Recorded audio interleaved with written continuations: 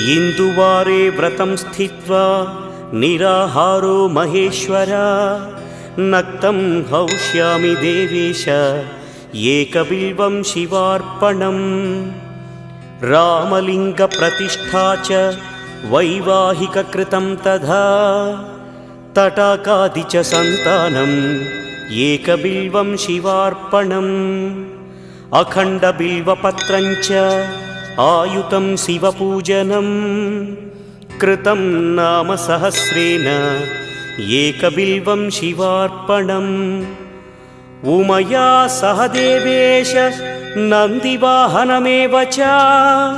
भस्मलेपनः सर्वाङ्गम् एकबिल्वं शिवार्पणम् सालग्रामेषु विप्राणां तटाकं दशकूपयोः